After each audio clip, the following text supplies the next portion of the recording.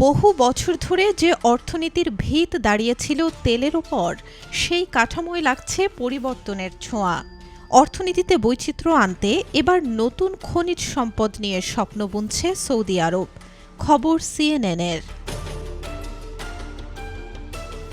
দেশটি এবার চোখ রেখেছে মাটির নিচে অদেখা ভাণ্ডারের ওপর।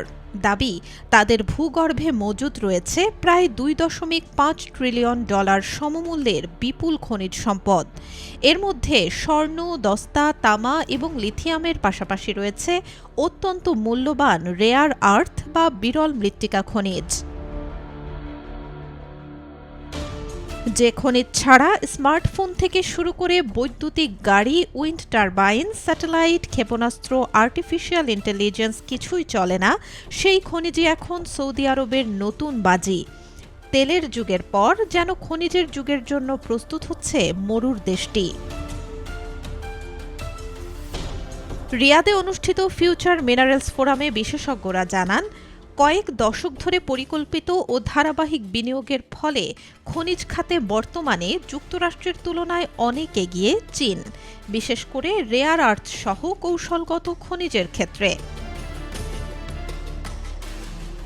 বর্তমানে এই খাতের ৯৫%-এরও বেশি বাজার চীনের নিয়ন্ত্রণে। সৌদি আরবের দাবি করা এই বিশাল মজুদ বিশ্ব রাজনীতির সমীকরণ বদলে দিতে পারে বলে মনে করছেন বিশ্লেষকরা। তবে সৌদি আরবও পিছিয়ে নেই।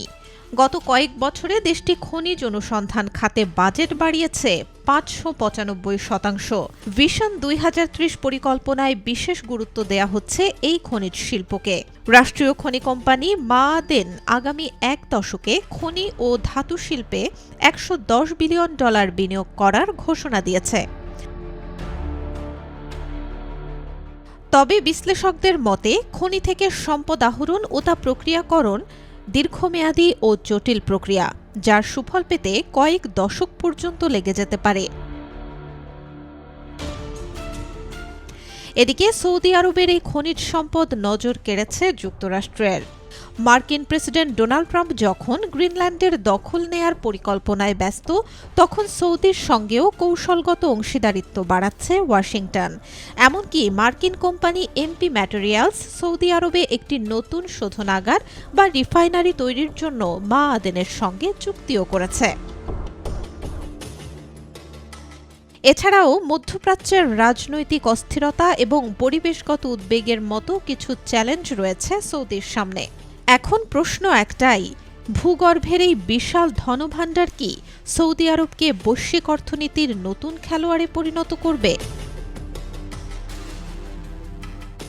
Desk report, B news 24।